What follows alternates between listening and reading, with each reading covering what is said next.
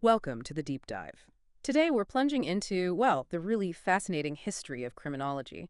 We're going to look specifically at the historical roots and often the competing ideas that shaped how we think about crime, punishment, and the criminal. Now, this deep dive is based on material made available to students by the University of London for educational purposes. We absolutely want to give full credit to the University of London for providing these really valuable documents. They're the foundation for our chat today. And this session is brought to you by Sinorbit Academy, Sri Lanka. So for all of you using this material to prepare for exams, good luck. We really hope this helps you feel, well prepared and confident going in. Yes, definitely. Our goal today is to unpack these foundational concepts, introduce the key figures behind them, dig into their core arguments, and, importantly, understand their legacies. We're focusing on what are known as classical and positive criminology. And these aren't just like historical footnotes. They're really the bedrock for so much modern thinking about crime and justice. Right. It feels like you can't really understand today's debates without grasping these origins. And at its core, it explores a huge shift in how people thought about crime, doesn't it? Absolutely. You could think of it as a major transition in perspective. So on one hand, you've got the classical view. This perspective largely saw crime as an act against society, an offense rooted in the individual's free will, their rational choice. So it's very much focused on the concept of crime itself. What is it? How does the law define it? How should the state respond in a rational way? Okay, so the focus is on the act. Got it. Exactly. And then emerging later, you have the positive view. And this perspective shifts the focus pretty dramatically. It moves from the act to the individual. It sees criminality as being tied to identifiable characteristics or factors within, or acting upon the person forces perhaps outside their immediate rational control. These could be biological, psychological, or social factors. So this view is much more focused on the concept of the criminal. Okay, so it's kind of crime versus the criminal is the main lens for understanding that really clarifies the distinction. Precisely. So we'll trace where these ideas came from, meet the key players, people like Beccaria, Bentham, Lombroso, explore their core ideas, which, as you said, often seem contradictory. And we'll see how these perspectives still, influence or even combine in how we talk about crime today. Yeah, understanding that history feels like getting a map to navigate the current landscape of criminology and policy. And we'll be drawing directly from that source material you're studying, making sure we hit those key points and details for you. Okay, let's set the stage then. We need to go back to the 18th century, to this really monumental period of intellectual upheaval called the Enlightenment. It fundamentally changed how people viewed, well, pretty much everything, the world, society, humanity. Exactly. Before the Enlightenment, the dominant worldview in Europe was deeply rooted in medieval, religiously centered thought. The universe, humanity's place in it, it was all largely defined by God, by divine will, often seen as a pretty rigid, preordained order. Everything had its place, Yeah. divinely assigned. Right. And the Enlightenment really pushed back against that. It was a profound shift. Instead of relying primarily on, say, divine revelation or long-standing tradition, the Enlightenment championed human reason, empirical observation, rational analysis. These became the main tools for understanding the world. The focus shifted to building new frameworks, intellectual, social, based on human understanding and experience, right here on Earth. This is where we see the rise of modern concepts like the sovereign nation-state, codified law, individual rights, and critically for us, the idea of the individual human subject. This idea of the person as an independent operating entity, capable of reason, making choices, not just a creature serving a divine purpose. So moving from a God-centered universe to a human-centered one with reason and experience as the kind of guiding principles. That's a great way to put it. And this shift opened up two main pathways for gaining knowledge that are super relevant here: rationalism and empiricism. Rationalism really favored pure reasoning, logic, building big intellectual systems from foundational truths considered self-evident. Think of the social contract ideas we'll get into. Okay, empiricism, on the other hand, insisted that true knowledge could only come from observing and measuring actual things, phenomena in the world, treating humans almost like objects that could be studied scientifically, like in physics. And classical criminology, where does that fit in this new landscape? Well, our source material, citing Hall Williams, describes classical criminology as a school of criminal justice philosophy, and it aligns really strongly with that rationalist method, using reason to build systems specifically aimed at reforming and rationalizing the legal and penal systems. It was often explicitly challenging those old myths, superstitions, and the often arbitrary, cruel traditions inherited from earlier times. You mentioned the modern human subject. What does that actually mean in this new, more secular context? It's about viewing humans secularly, as earthly beings with earthly motivations. Once you strip away the primary identity as, creatures created by God for a divine purpose, the Enlightenment puts man, the individual human, and the observable structures of the world they live in as the new reference points for understanding everything, including why people behave the way they do. But the source makes it clear it wasn't like a simple switch flicked, right? It wasn't just reason replaces religion overnight. Well, absolutely not. The Enlightenment was incredibly complex, sometimes contradictory. The source points out it had elements of both pessimism and optimism about human nature, rationalism and empiricism coexisting, individualism, but also holistic views of society.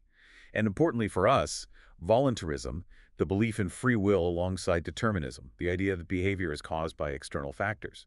Classical criminology, while rooted in rationalism and free will, definitely emerged from this messy, varied context. Okay, speaking of foundational thinkers, Thomas Hobbes comes up. He was writing earlier, but his ideas were crucial for setting the stage for Enlightenment political thought. Leviathan, 1651, that's mentioned as really influential. Hobbes was absolutely pivotal. He grounded government, political authority in rational terms. He really moved away from non-rational justifications like, the divine right of kings.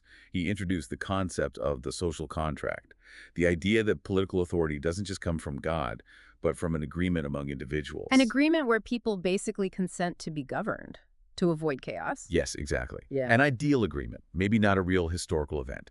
But in Hobbes's view, individuals, rationally looking out for their own self-interest, would agree to submit to a common political authority. Why? To escape the alternative.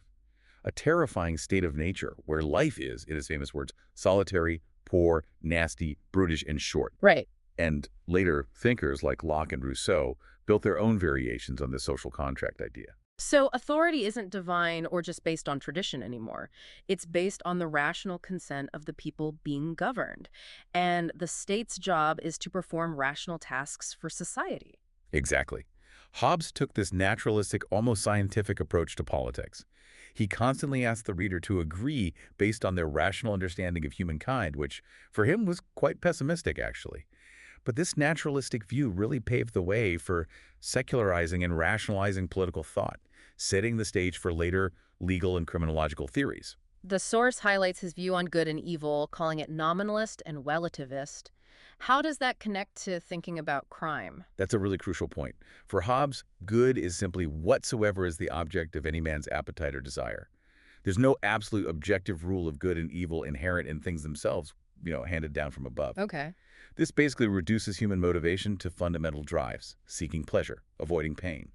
And it allows for a demystified, almost mechanical set of moral duties based purely on what's necessary for social order rather than divine command. Wow, that is a massive departure from medieval ethics, which were so tied up in religious doctrine and, achieving salvation in the next life. It absolutely is. The Enlightenment largely rejected religious doctrines as the primary basis for ethics and law. The focus shifted away from God's will and the afterlife towards human desires, wants, needs in this life. The context for understanding human behavior and progress became earthly.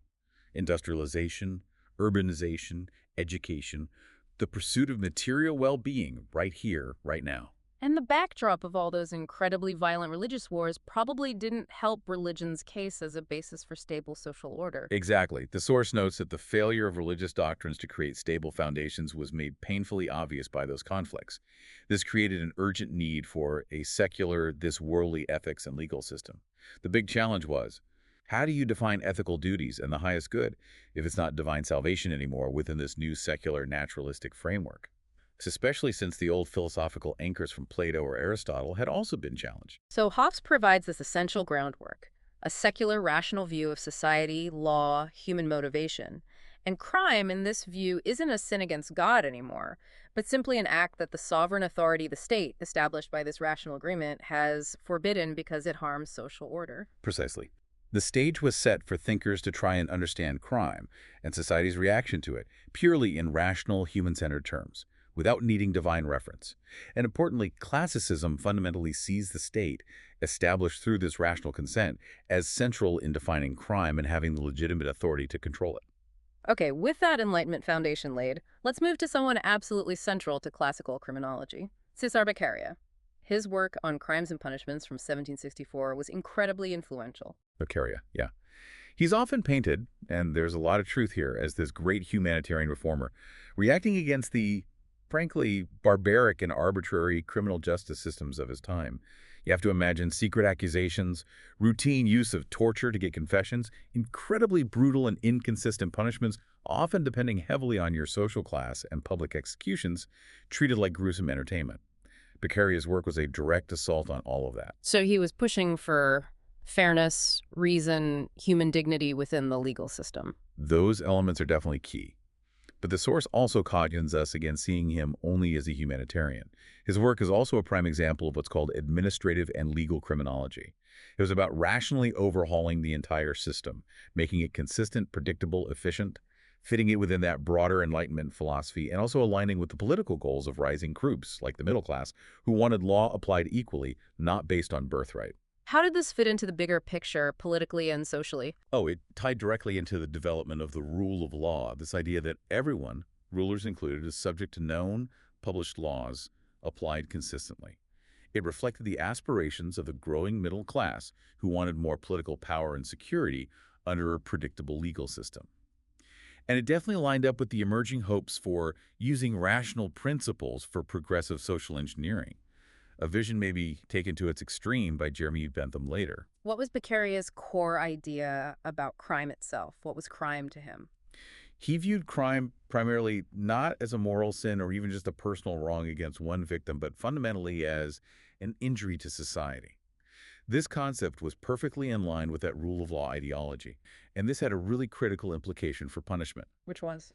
The degree of punishment should be determined solely by the injury caused to society, not by the perceived moral wickedness of the offender or the specific harm to the individual victim, but the damage to the social fabric. And this brings in utilitarianism, right? That idea of aiming for the greatest happiness for the greatest number. Yes, absolutely.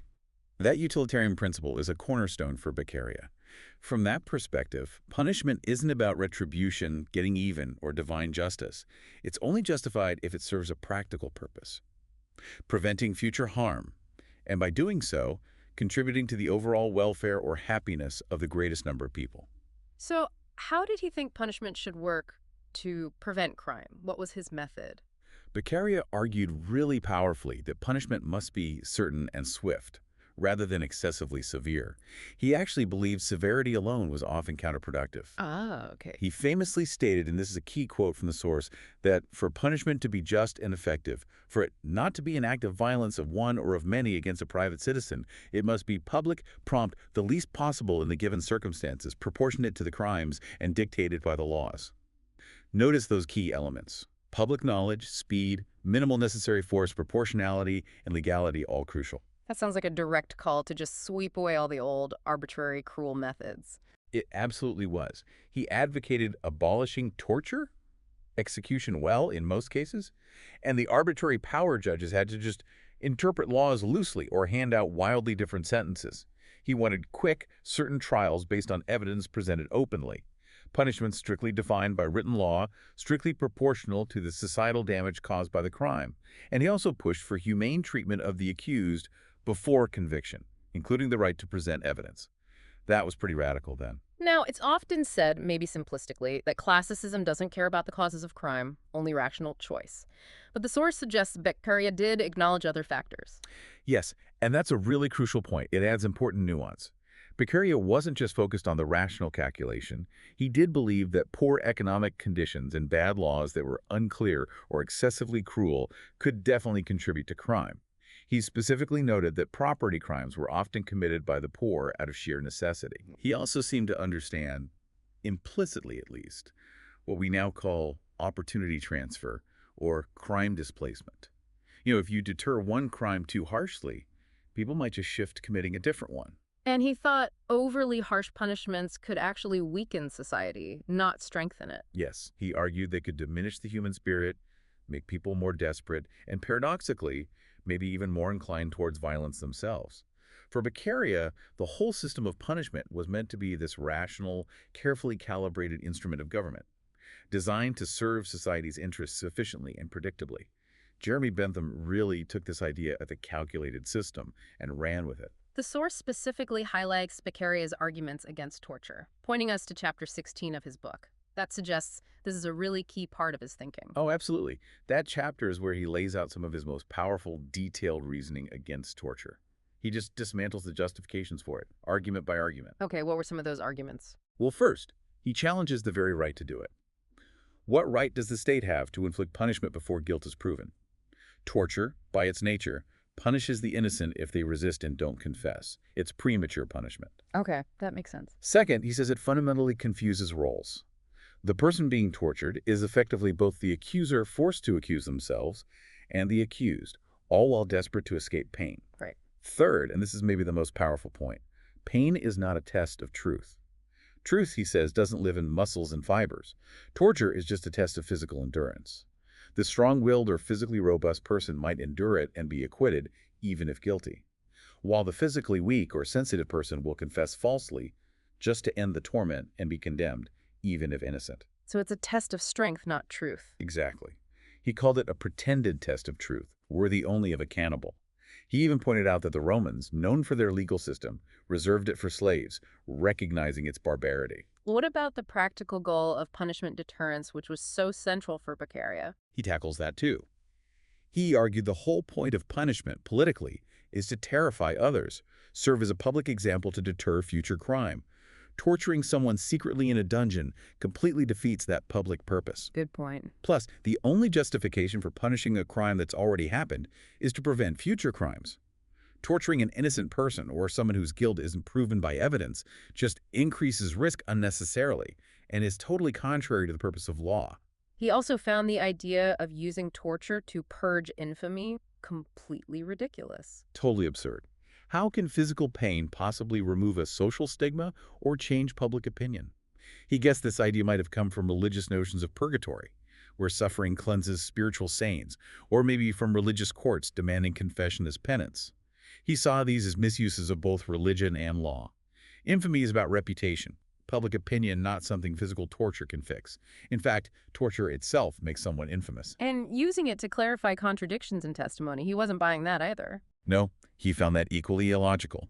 He pointed out that fear, uncertainty, the solemn court setting, the judge's authority, the accused's own ignorance, these are more than enough to explain why someone might contradict themselves, even without torture. These factors are massively amplified when someone is in extreme pain, fighting for their life. He said it's impossible to discern truth in a face distorted by convulsions. He even compared torture to those ancient judgments of God, like trial by fire or water. Yes, he saw it as a relic of ancient and savage legislation, falsely called judgments of God. Just like the outcome in those trials depended on physical factors, the outcome under torture depends on physical endurance or the will breaking under duress. The result: an innocent person on the rack is compelled by pain to make a false confession just to escape. It destroys the very difference between innocent and guilty. He also stressed that the result depends entirely on the individual's unique physical constitution, their strength, their sensibility, factors for a doctor or a mathematician to figure out, maybe, but not a judge seeking truth. And he noted that some places were already moving away from it in his time. He did. He pointed out that even the Romans knew its limits, using it only on slaves, and that enlightened nations like England, Sweden, and wise rulers like Frederick the Great were abolishing it. He even made the slightly ironic point that armies, often hardened by violence, sometimes taught humanity by not using torture. He also attacked the logic of requiring confessions under torture to be confirmed later by oath, or else face more torture. Yes, that point, which he called an infamous petitio principii, basically, circular reasoning, is particularly sharp. By requiring confirmation, the judge admits the confession under torture isn't reliable on its own. But then if the person doesn't confirm it, they get tortured again. He exposes the brutal illogic. You, strong person, resisted, so I acquit you. You, weaker person, yielded, so I condemn you. It's purely a test of physical resistance. And the innocent are trapped in a no-win situation. Exactly.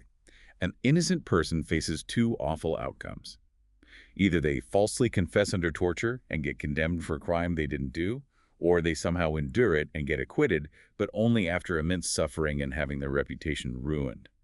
The guilty person, if they're strong enough, might endure the torture, get acquitted, and effectively swap a greater punishment for the lesser one of the torture itself. He called it demanding insensibility, and heroic hatred of yourselves, forcing self-accusation amid agony, completely contradicting the basic human drive for self-preservation.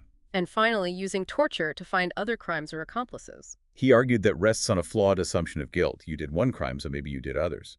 It uses an inherently unreliable method to seek further truths and basically tortures one person for the potential crimes of others. He argued accomplices can be found through legitimate means: witnesses, evidence, the nature of the crime itself. Wow, those arguments, directly from his text, are incredibly powerful based on logic, humanity, and practical effectiveness, or rather, ineffectiveness. They really are. And the source mentioning that documentary, Taxi to the Dark Side, Mm-hmm. while we don't have the specifics here, the very fact it's raised suggests we should think about how these arguments, tragically, still resonate today. Yeah, the fact that the source prompts us to consider modern examples of torture, perhaps like those involving U.S. forces mentioned in relation to the film, and questions the real-world effectiveness of things like the Convention Against Torture, it really shows Becuria's fundamental arguments about the injustice and, frankly, the uselessness of torture for finding truth are still incredibly relevant. His core insight that pain compels compliance or false confession, not truth, remains a vital argument. Okay, so building directly on Becuria's foundation, but maybe taking things in a slightly different, perhaps more extreme direction, we have Jeremy Bentham. The source describes him as an English reformer, really dedicated to applying rational principles to law and government. Bentham, yeah. Heavily influenced by Beccaria and also by the philosopher David Hume. He fully embraced that greatest happiness of the greatest number principle of utilitarianism. His whole life's work was basically trying to create this comprehensive, rational, efficient system of law and government, all designed to maximize societal well-being and prevent harm, especially crime. And he tried to make this incredibly precise with his felicity calculus. That sounds intense. It was. The source calls it a pseudo-mathematical concept. Bentham genuinely believed you could, at least in theory, quantify the amount of pleasure or pain produced by any act, any policy, any punishment. For him, this calculus measuring pleasures and pains was the ultimate measure of right or wrong, the way to evaluate everything. So, like Beccaria, the only legitimate reason for punishment was preventing future crime. Absolutely correct. And punishment was seen as inherently expensive. It causes pain, evil in his terms. So it was only justified if it produced a greater good, crime prevention, than the pain it inflicted. Or if the same good couldn't be achieved with less suffering, always minimizing pain, maximizing pleasure overall. And how did he use this calculus to figure out the right penalty for a crime? His recommendation was quite specific. Fixed penalties, so they impose an amount of pain that would slightly exceed the pleasure or profit the offender expected to get from committing the crime. He thought if the potential pain consistently outweighed the potential pleasure in the minds of potential offenders, this rational calculation would simply deter crime. People wouldn't do it. And this whole system is grounded in his very famous statement about human motivation. Yes, the source quotes him. Nature has placed mankind under the governance of two sovereign masters, pain and pleasure. For Bentham, these two forces dictate everything we do, and even what we ought to do. All our actions are motivated by seeking pleasure and avoiding pain. It's that simple, in his view. The source asks a really interesting question about Bentham, though. Enlightened reformer or ruthless servant of power, it highlights a real tension in his purely utilitarian approach. It absolutely does. While he genuinely wanted to improve society using a scientific approach to government, his absolute reliance on utility could lead to conclusions that seem pretty harsh, or even disregard individual rights if they got in the way of the greater good.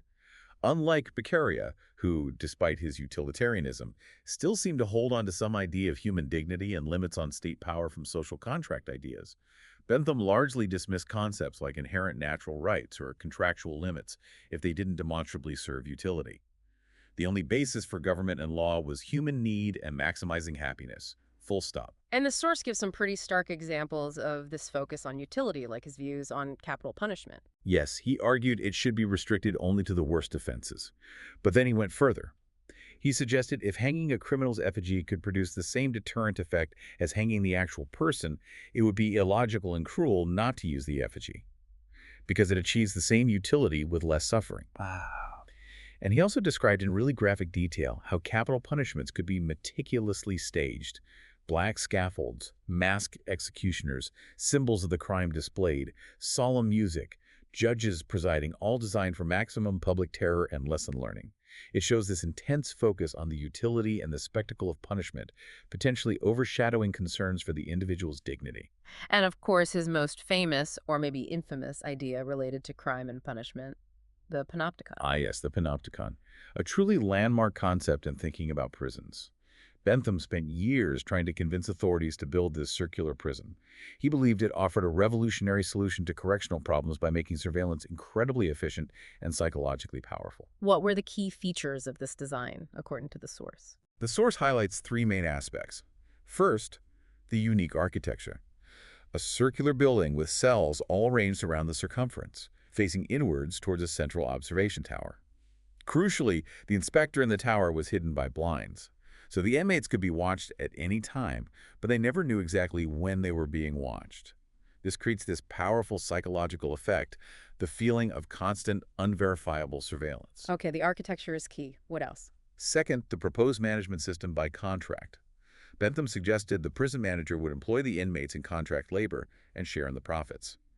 But, and this is clever, the manager would also be financially liable if inmates reoffended after release, or if too many died in prison. This was meant to tie the manager's own economic interest directly to the inmate's health and supposed reform. Interesting. And the third feature? Third, public inspection. The panopticon was designed to be open to the public for inspection. Bentham believed this external scrutiny would act as a check on the manager's power, prevent abuses, and ensure the prison operated according to those principles of utility and efficiency he valued so much. The source mentions that the philosopher Michel Foucault later seized on the panopticon as a prime example of a new kind of power, a new penal rationality. Foucault saw the panopticon as representing a really fundamental shift in how power operates. Moving away from the old sovereign power, think public executions, punishing the body directly. Foucault argued the panopticon embodied a new kind of disciplinary power, one focused on controlling and reforming the individual soul, the mind, through constant surveillance, through accumulating knowledge about individuals, and through normalization. For Foucault, the prison system, especially one influenced by panopticon ideas and linked with expert positivist knowledge about individuals, became this powerful tool for social control, shaping individuals to conform rather than just punishing them when they deviate. The source suggests reading Bentham or Foucault on imprisonment raises some pretty unsettling questions about what prisons are actually for. Yes, it really pushes you beyond simple ideas of a punishment. What is imprisonment really meant to achieve? Just inflicting pain, incapacitation, just getting people off the streets, rehabilitation? Or is it fundamentally about social control through surveillance, discipline, and trying to normalize people? The panopticon design really forces you to confront those complex and maybe uncomfortable questions. Beyond the panopticon and punishment, Bentham had other reform ideas that were quite influential, too. Oh yes, he strongly advocated for creating a public prosecutor, reinforcing that classical idea that crimes are offenses against society as a whole, represented by the state, not just private disputes. He also argued from his utilitarian standpoint that many so-called victimless crimes might not really be offenses if they don't cause more pain than pleasure overall. And he was a big proponent of systematically collecting official crime statistics, seeing them as vital data, bills, indicating the moral health of the country, needed to inform rational government policy. So classical criminology, through figures like Beccaria and Bentham, really gave us the blueprint for a rational, legalistic criminal justice system. It focused on the criminal act as a rational choice, the injury to society, and the need for law-based, proportionate, swift, certain punishment mainly for deterrence, all aiming to maximize social utility. The state is central, defining and responding based on law and reason. And it's crucial to remember, this is all deeply rooted in that Enlightenment emphasis on reason, the social contract, and seeing the individual as a rational actor weighing costs and benefits. It's fundamentally a philosophical approach to justice. Exactly. Okay, now we need to shift gears quite dramatically. We're moving to the late 19th century, and a completely different way of thinking about crime emerges: the rise of positivism, often called the positive revolution in criminology. This is where we see a really fundamental break from classical thought. While classicism was primarily philosophical rationalist, positivism firmly aligns itself with the methods and assumptions of 19th century empiricist science. It relies on systematic observation, description, measurement, applying scientific methods not just to the physical world, but now, crucially, to human behavior, including criminal behavior. And the core intellectual divide, the fundamental difference from classicism, is this idea of free will versus determinism. Precisely. That's the heart of it. Mhm. Positivism fundamentally rejected the classical idea that individuals have complete free will, that they're purely self-determining rational actors. Instead, it saw human behavior, including crime, as being determined by factors often beyond the individual's immediate rational control. Okay. These factors could be internal, like biological traits, psychological characteristics, or external, like social conditions, the environment they live in. So crime isn't seen as just a straightforward rational choice you make. No. From the positivist perspective, that classical notion of free will was actually seen as a barrier to truly understanding the real causes of crime. Positivists believed focusing on abstract ideas of choice distracted from identifying the biological, psychological, and social factors that actually determine why someone behaves criminally. And this huge difference in understanding then shifted the main focus of study away from the crime itself, the act, the law, towards the criminal individual. Absolutely. This is one of the most defining legacies of positivism, especially the more individualistic strands we'll talk about. Positivism sought to scientifically identify what makes an offender different from a non-offender. The core assumptions were, first, determinism that there are identifiable factors that cause people to act as they do, including criminally, and second, differentiation that the variability we see in crime rates or individual tendencies towards crime is directly linked to variability in these underlying causal factors. We need to find out what makes them different. The source does warn us, though, against thinking positivism only means searching for causes inside the individual. Right, that's an important nuance. Positivism also has a broader sociological application, heavily influenced by figures like Durkheim, or in a different way, Marx. This broader sociological positivism uses empirical methods, often statistics, to understand crime trends in relation to large-scale social structures and economic conditions. Hmm. However, the individualistic version, particularly the Italian school we'll get to, is the one most characterized by this intense scientific search within the individual, digging into their biology, their psychology, their inherent traits, looking for the root causes of their criminal behavior. And what's the potential danger or critique of this really strong focus on the individual, as the source points out? Well, the source points out that this approach risks assuming that the criminal exists as this distinct determinate kind of entity, or that criminality itself is some stable, measurable individual propensity, an idea that pops up again later in theories like Gottfriedson and Hershey's concept of self-control. This search for the criminal type, for the biological or psychological key to criminality, is a really persistent theme in individualistic positivism. The source also describes positivism as sometimes being uncritical. What does that mean here? Critics argue that positivists often implicitly accept the existing social order and the legal definitions of crime without really questioning them. They tend to assume a kind of consensual culture where everyone basically agrees on the norms, and any deviation from those norms is simply due to some individual deficiency, a biological flaw, a psychological problem, a lack of proper socialization. Okay. This perspective, critics say, often fails to question power structures, social inequalities, or how those in power get to define what counts as crime in the first place. It risks seeing the problem only in the individual who deviates, not potentially in the society that defines and enforces the rules. Positivism's embrace of science naturally led to a strong interest in statistics, and this linked back to earlier ideas like political arithmetic. Yes, exactly. This was the growing use of statistical data for governing modern secular states, collecting numbers on population, demographics, social factors, health, wealth, etc. Foucault later highlighted this data collection as a key tool of modern governance, this political arithmetic, which has just intensified dramatically today.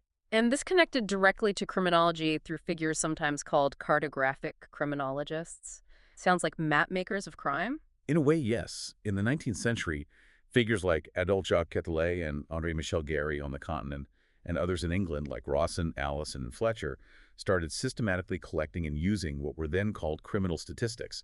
They literally mapped crime patterns geographically and spatially, trying to correlate them with other measurable social and environmental factors. What kind of factors were they looking at? What were they correlating with crime rates? They looked at factors they saw as relating to the moral or social health of areas. Things like literacy rates, population density, wealth distribution, types of jobs people had, nationality, even physical factors like climate or seasonal changes. Gary, for instance, analyzed crime rates across France based on the age and sex of offenders and the time of year. Rawson looked at things like employment levels and the conditions in rapidly growing industrial cities. Quetelet specifically noted the impact of clear economic inequalities between different regions. Let's zoom in on Adolphe-Jacques Quetelet. The source highlights him as a key figure here, coming from a mathematical background. Quetelet, yeah, active through much of the 19th century. He was a mathematician who applied quantitative techniques to a whole range of human and social phenomena. He was really a pioneer of what we now call sociology and social statistics. His background shows how early criminological data often came from these broader applied statistical studies, not necessarily from people calling themselves criminologists yet.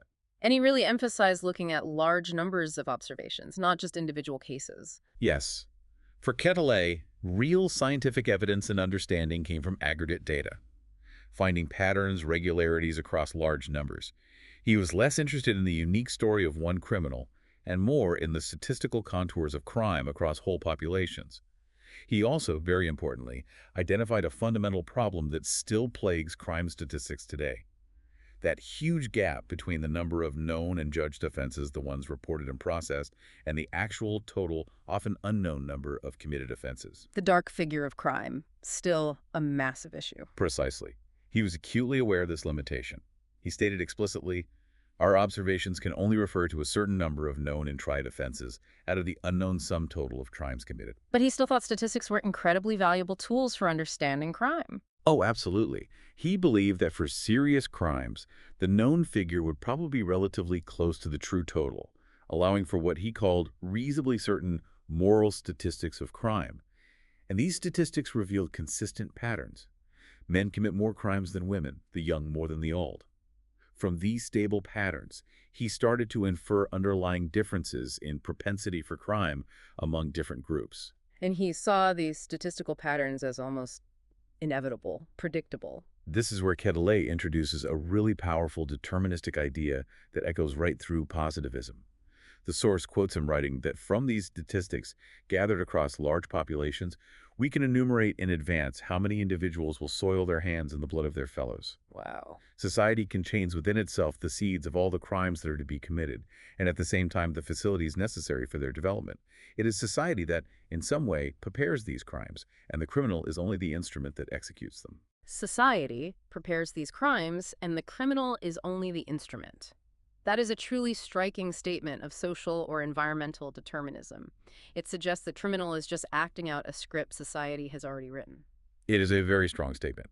It implies that crime patterns are a fundamental feature of society itself, almost like a law of nature, and the individual criminal is just the agent carrying out what the social structure dictates. However, he didn't necessarily see this as fixed fate with no hope for change. He also viewed these patterns as indicators of society's moral condition that required intervention and remedy. He saw the costs of crime, the budget society pays for prisons, chains, the scaffold, as something that needed to be reduced.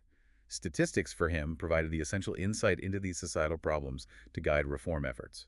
Okay, moving slightly parallel to the statisticians, the source talks about the oral ethnographic tradition. This sounds very different, less about numbers, more about human stories. It is quite distinct, yes. Instead of hunting for hard scientific laws and aggregate numbers, this tradition aimed to understand crime and social problems by immersing oneself in the lived experiences of people. It used methods like direct observation, collecting detailed life histories, gathering firsthand accounts. The goal was really to communicate an understanding-based vision, trying to grasp the human consequences of social conditions, poverty, crime, focusing on the nuances of individual lives and social interactions. So focusing on telling individual stories, capturing the reality of how big social changes actually impacted people on the ground. Exactly. It's a tradition deeply interested in how those large-scale socioeconomic shifts translate into specific effects on social relationships and individual lives within communities. Friedrich Engels is mentioned here, specifically his really important work, The Condition of the Working Class in England from 1845. Engels' work is such a powerful example of this tradition. He based it heavily on his direct impressions of Manchester, which was just the epicenter of capitalist industrialization, then a place of incredible wealth and progress, but also shocking poverty and deprivation side by side. He combined his own firsthand observations with economic data and other accounts to paint this incredibly vivid and often damning picture. And his analysis directly connected crime to relative deprivation, seeing it as a kind of reaction to that stark inequality. Yes, He described the plight of the working poor, living in squalor, constantly seeing others much better off, struggling to understand why they suffered so much despite being the ones creating the wealth. He concluded that, for many, sheer necessity just drove them to steal, overriding any traditional respect for property they might otherwise have had. He even described violence by workers against the middle classes as frank and undisguised retaliation. That's the phrase the source quotes him using, yes. Seeing acts like assault or property destruction as retaliation for what he saw as the thefts and treacheries perpetrated by the middle classes. He observed growing criminality not just among the broad working class, but particularly among what he called the surplus population, or residuum, the most marginalized group, which Marx later termed the lowest sediment of society, the lumpen proletariat. And his view, much like Quetelet's, sounds strongly deterministic, but tied much more explicitly to the environmental conditions of poverty and industrial life. It is a very clear statement of environmental determinism. The source quotes his powerful description of things like sexual immorality, drunkenness among workers. He saw these as following almost inevitably from their desperate circumstances. He wrote, "If people are relegated to the position of animals, they are left with the alternatives of revolting and sinking into bestiality. Wow. If the demoralization of the worker passes beyond a certain point, then it is just as natural that he will turn into a criminal, as inevitably as water turns into steam at boiling point." As inevitably as water turns into steam at boiling point. That's incredibly strong language, emphasizing the determining power of the environment. The source connects this to more recent writings about the underclass, but points out that Engels crucially placed this phenomenon within a broader critique of the social and economic context of capitalism, something often missing from more conservative views on the underclass today. He absolutely did. And he made a distinction between the worthy working class, who he saw as having the potential for radical political change, and this residuum, whose criminality he viewed more as a kind of unconscious, disorganized rebellion against their conditions. The source also notes that Engels' work wasn't just neutral description, it was interpretation. His own values, his anti-capitalism, were right there on the surface. Yes, he wasn't claiming objective, value-free science in the way some positivists might have. His work was explicitly a treatise against capitalism. The potential weakness noted in the source is that his strong political interpretation might, at times, filter or even distort the raw, immediate experiences of the people he was describing.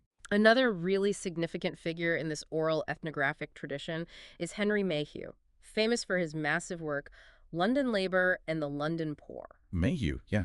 Active around the mid-19th century. Criminologists Downes and Rock called him one of the shadow criminologists, someone working outside the formal academic field, but providing incredibly rich, empirically based insights into crime and social problems. His method, this street biography approach, collecting incredibly detailed accounts of the lives of London's poor. It's seen as an early form of social ecology, studying crime through vivid observation and description of urban conditions. His work gives us this incredibly detailed, almost photographic picture of poverty, work, survival, and crime in Victorian London. It really does. And the source notes an interesting ambivalence, a kind of tension in his perspective. On one hand, especially in later volumes, he defined criminals quite classically as simply those who will not work, implying a choice, a moral failing. But on the other hand, his detailed descriptions often contradicted this simple definition.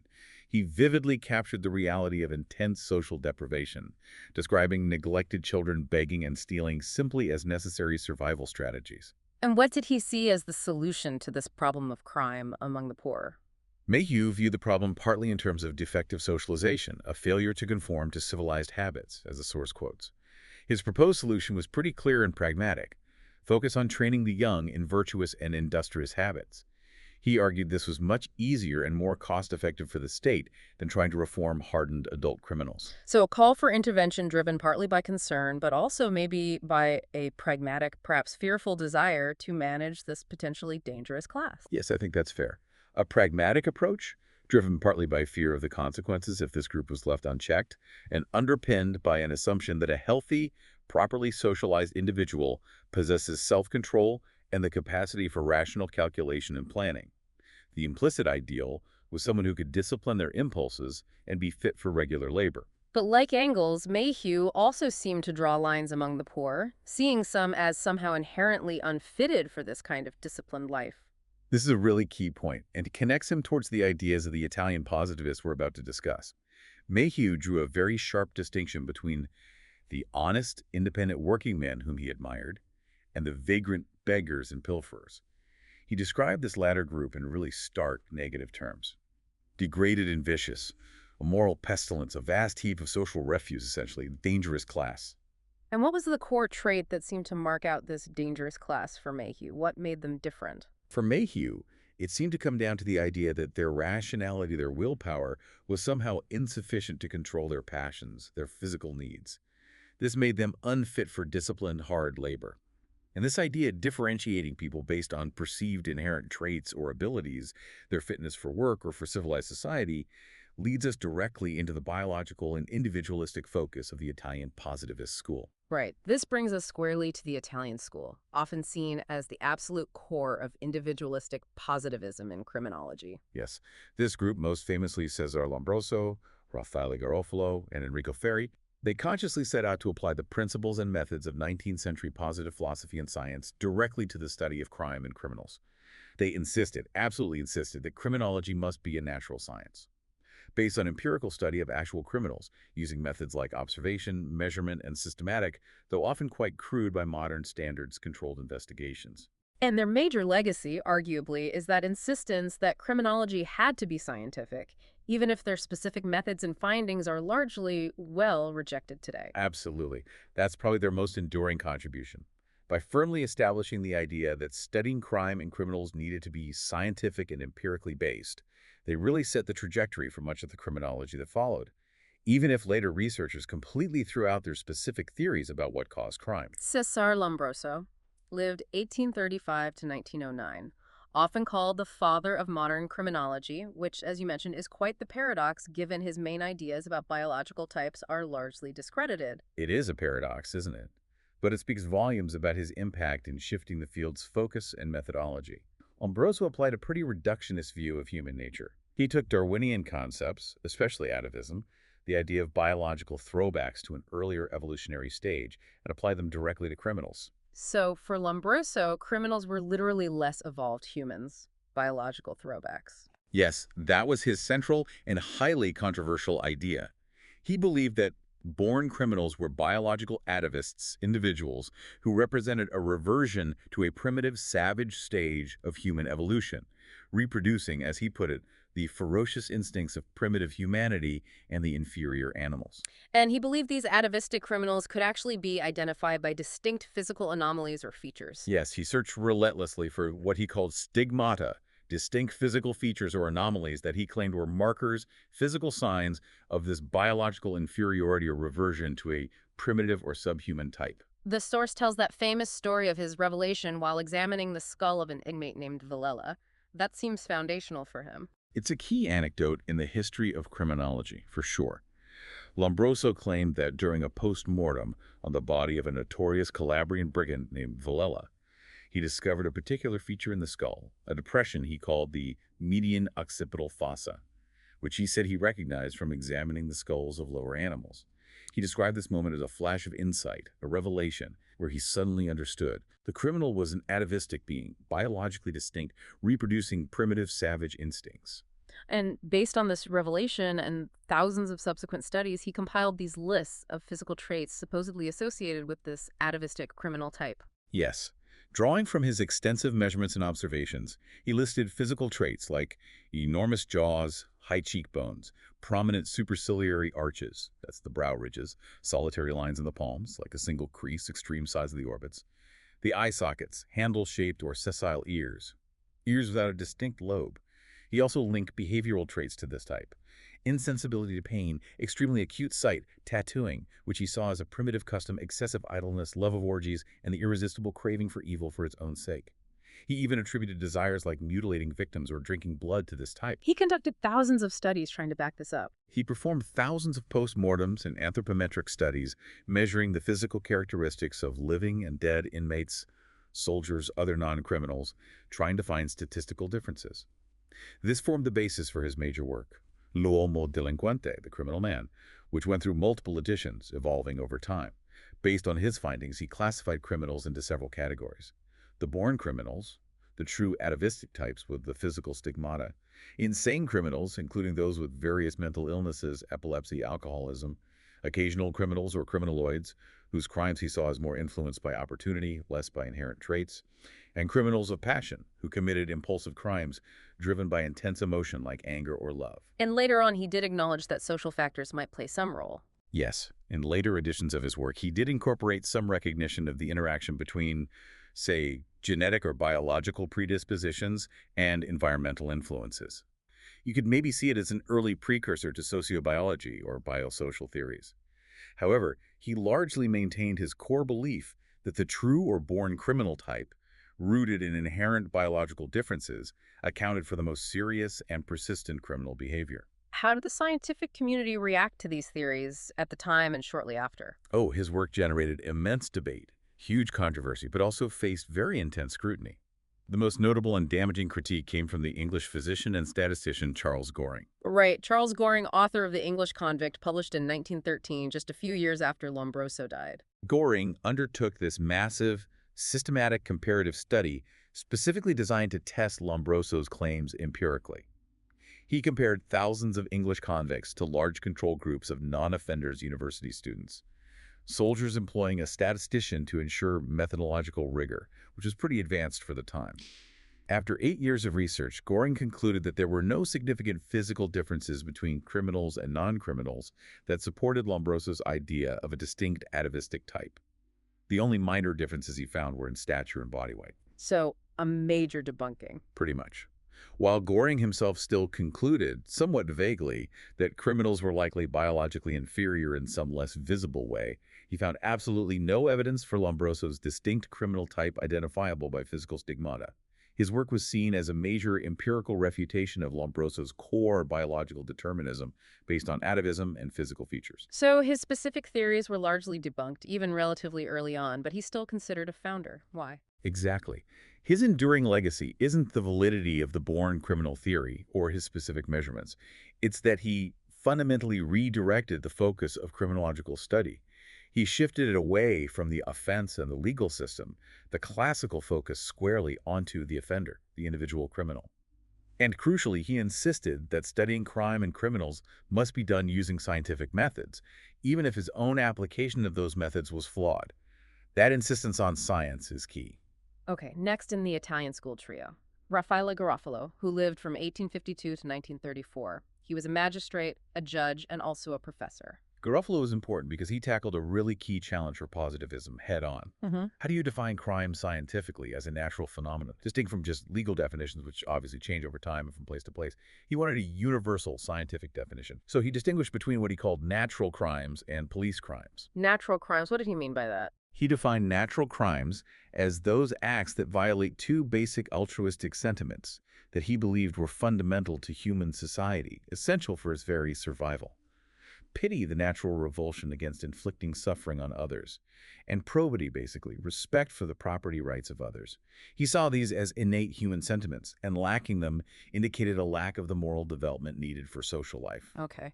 And police crimes. Police crimes were just lesser offenses, things defined purely by law, like parking violations maybe, but not necessarily violating these core universal moral sentiments.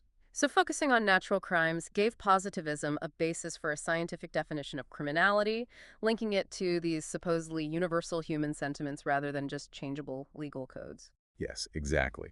It provided a unifying principle, a way to identify the true object of study those individuals lacking these fundamental sentiments, regardless of specific legal definitions. In his book Criminology, published in 1885, Garofalo argued that while Lombroso's theory of atavism was interesting, it wasn't enough on its own to explain these natural crimes committed by what he called true criminals. But he did agree that these true criminals had some kind of regressive characteristics. They were somehow less developed. Yes, he concluded that true criminals were fundamentally characterized by a lack of these basic altruistic sentiments, pity and probity. He saw this deficiency as indicating a lower degree of advancement, making them fundamentally ill-suited for society. An evolutionary mismatch, you might say, in a social environment that requires empathy and respect for property. And his proposed solution for dealing with people deemed unfit for society was quite extreme. It was. For these true criminals who lacked the fundamental sentiments, his solution was stark: elimination. He didn't see this as traditional punishment for deterrence. He viewed it as society carrying out an artificial selection, similar to how nature eliminates individuals unsuited to their environment. He chillingly stated, "Here in the state will be simply following the example of nature." Wow. Elimination. Yeah. For lesser criminals, those with maybe some deficiency but not a total lack, incapacitation through life imprisonment or transportation overseas might suffice. That sounds incredibly harsh. It focuses entirely on protecting society by removing those deemed unfit, with little regard for the individual. It absolutely reflects his view that society's survival trumped the individual's fate. The individual was seen almost as just a cell of the social body that could be excised for the protection of the whole organism. While classical theorists use punishment primarily for general deterrence, sending a message to everyone, Garofalo used Darwinian reasoning, or his interpretation of it, to justify literally eliminating or permanently incapacitating those he deemed biologically or morally unfit for social life, based on their lack of these natural moral sentiments. Okay, finally in this group, Enrico Ferri lived 1856 to 1929. A student and friend of Lombroso, but also had a very active public and political life. Ferri is significant because, while definitely in the positivist camp, he moved beyond Lombroso's almost exclusive focus on biology. Ferri really emphasized the interaction of a wider range of factors, social, economic, political, alongside individual predispositions. In his major work, Criminal Sociology, he argued that crime was the outcome, the effect of multiple causes. He categorized these as anthropological, individual biological or psychological traits, physical, like climate, geography, and crucially, social factors, economic conditions, education, cultural influences, family structure, etc. He also had his own classification of criminals, slightly different from Lombroso's. Yes, his classification expanded a bit, including 1. Born or instinctive criminals, still acknowledging Lombroso's type; 2. Insane criminals; 3. Passional criminals, crimes of emotion; 4. Occasional criminals; and 5. Habitual criminals, who become criminal through social factors. This acknowledged a broader range of pathways into criminality than Lombroso's primary focus on the born criminal. How did Ferri himself describe the difference between his positive science of criminology and the older classical approach? He was very clear about this distinction. The source quotes him stating, "The science of crimes and punishments was formerly a doctrinal exposition. Our school has made it a science of positive observation, which, based on anthropology, psychology, and criminal statistics, becomes the synthetic science to which I myself gave the name criminal sociology." For Ferri, it was a definitive shift from abstract philosophical or legal debate to empirical, observational, scientific study based on collecting and analyzing data. The source notes this fundamental ambiguity or tension in positivism, claiming to be value-free, objective science, while also arguing that this scientific knowledge must be applied to guide social and political action. Ferri seems like a prime example of this.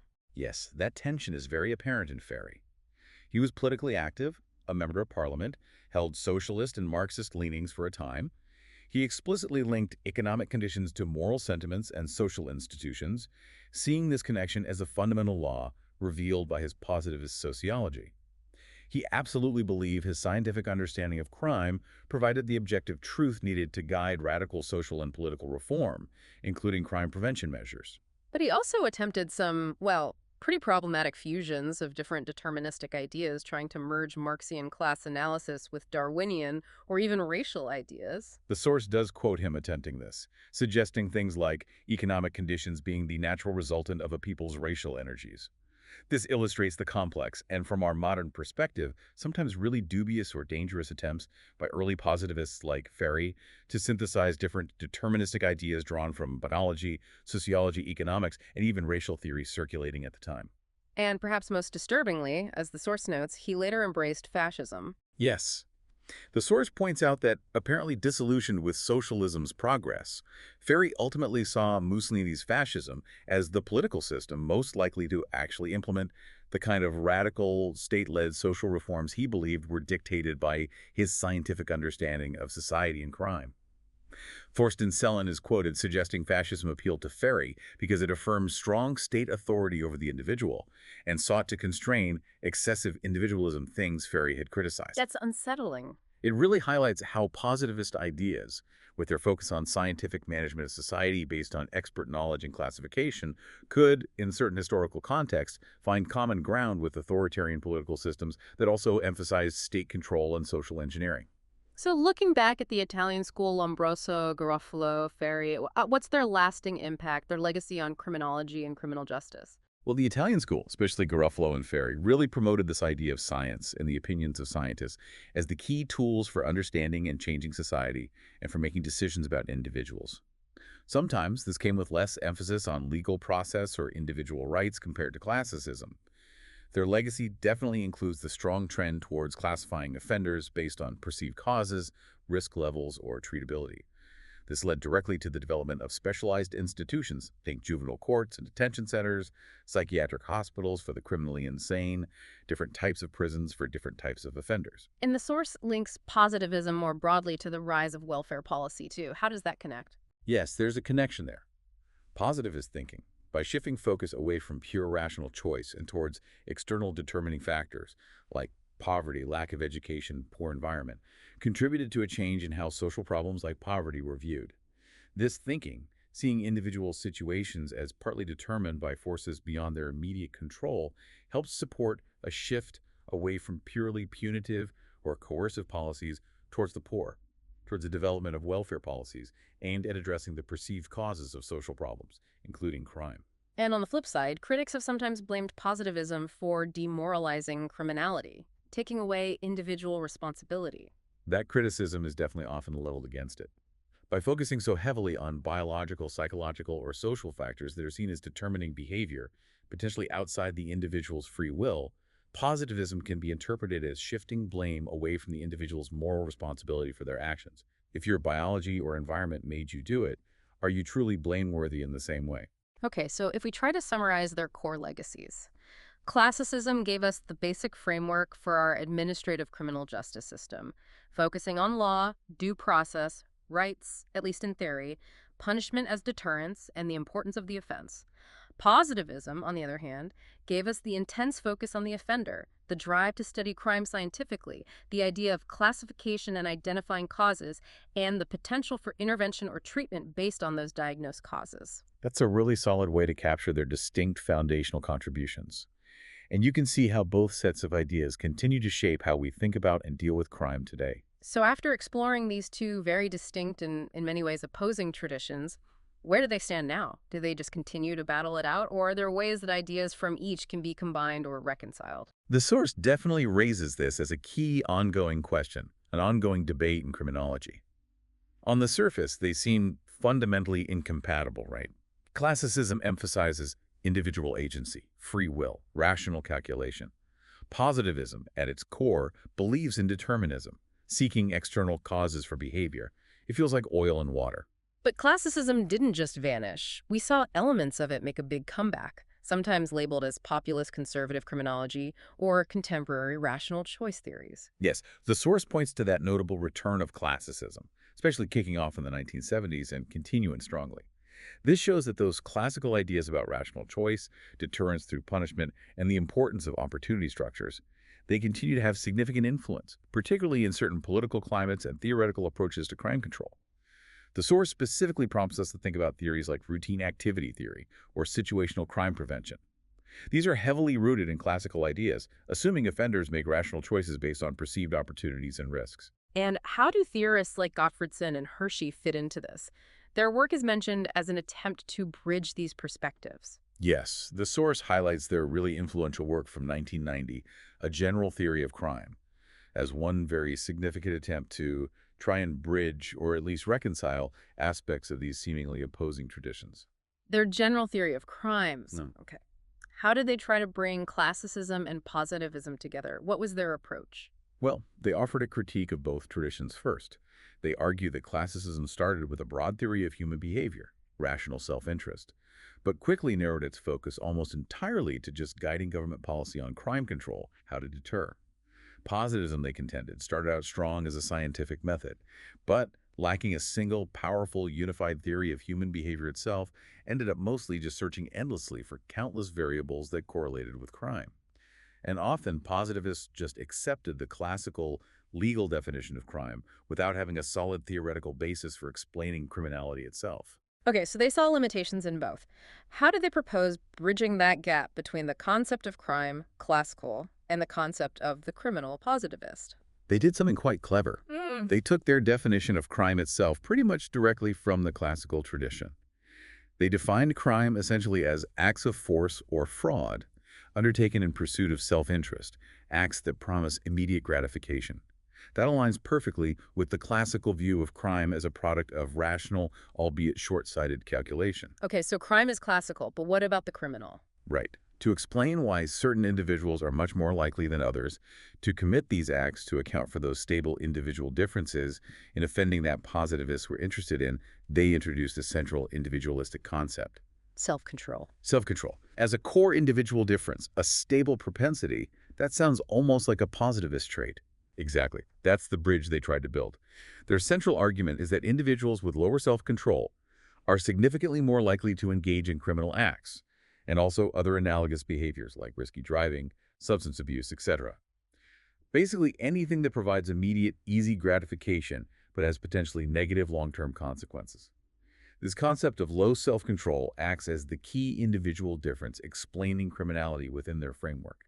It's the positivist element explaining the classical act. And they characterize the nature of crimes themselves based on analyzing statistical patterns of recorded crime. Yes, the source points out they derive the typical characteristics of criminal acts from their empirical analysis of criminal statistics, from the data of recorded events. Based on this empirical study, they characterize typical crimes as things that provide immediate gratification, provide easy or simple gratification, involve exciting, risky, or thrilling acts, provide few or only minor long-term benefits, and often major long-term negative consequences, require little skill or planning, and often result in pain or discomfort for the victim. So they took the classical idea of the criminal act, force fraud, self-interest, immediate pleasure, but explained who is most likely to commit these acts using a positivist-like concept of an individual difference, low self-control. And both that individual difference and the nature of crime itself are characterized through the empirical positivist method of studying crime patterns. It's a really fascinating and hugely influential attempt to integrate the concept of crime, understood through a classical, rational choice lens, with the concept of the criminal explained by an individual trait, low self-control, that is itself characterized and understood through empirical observation and statistical patterns. But it also highlights that the fundamental tension, the ongoing debate, still exists.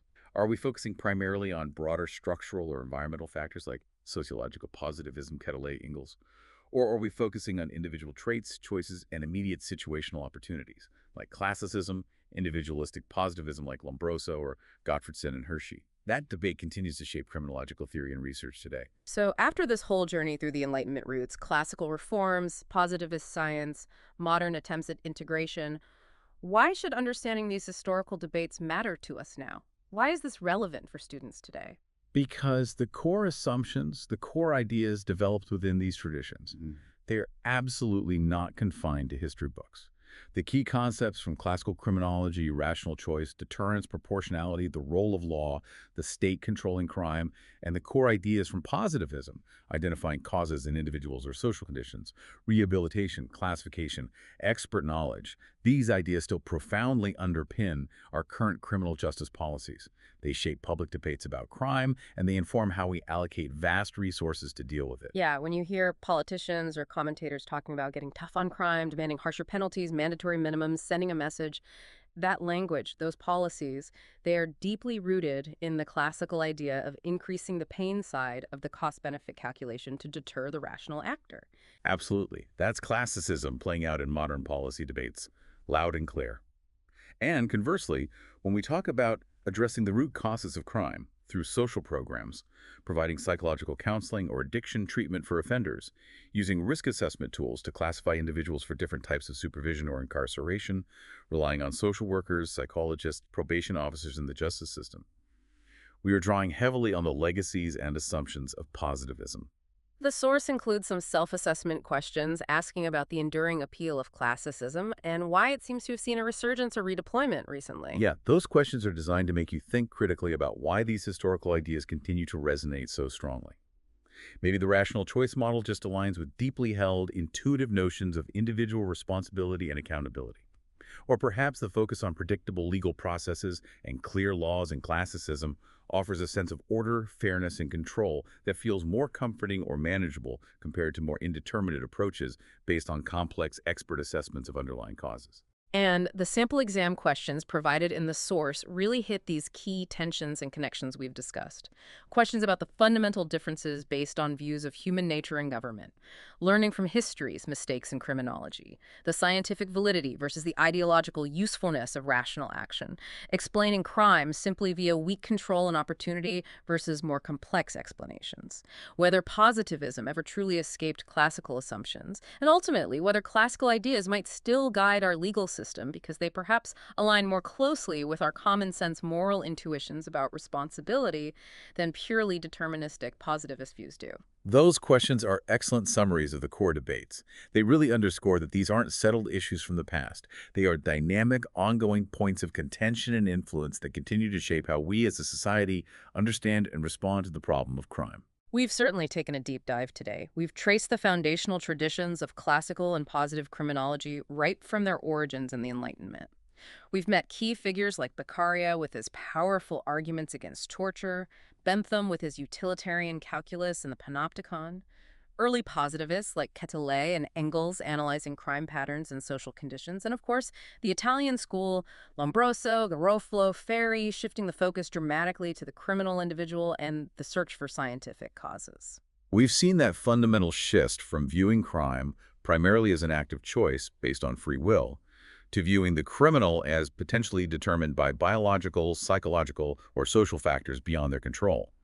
And we've explored how these seemingly opposed perspectives continue to influence contemporary thinking and policy, sometimes competing fiercely, sometimes attempting, like Gottfredson and Hershey, to find ways to combine their insights. It seems absolutely clear that understanding these historical competitions and modern attempts at combination is essential for anyone wanting to make sense of today's debates about crime and justice, and for critically evaluating the often unstated assumptions embedded in current policies. It definitely challenges us to constantly question those underlying assumptions about human nature, about society, about the proper role of the state that are baked into different approaches to understanding and responding to crime. As we wrap up this deep dive, here's a provocative thought to leave you with, drawing directly from the material we've covered. If, as Quetelet suggested based on his early statistics, society itself in some way prepares the crime and the criminal is merely the instrument that executes it, how much moral and legal responsibility for crime truly rests solely with the individual actor? And how much might lie with the broader social environment, the economic conditions people endure, or even the very structure of our laws and social institutions themselves? It's a fundamental question that has echoed through criminology since its very beginnings. We really hope this detailed exploration of the source material provided by the University of London has been helpful for your educational purposes, and especially for your exam preparation. This deep dive was brought to you by Sinorbit Academy, Sri Lanka. We wish you the very best of luck with your studies and your exams. Join us next time for another deep dive.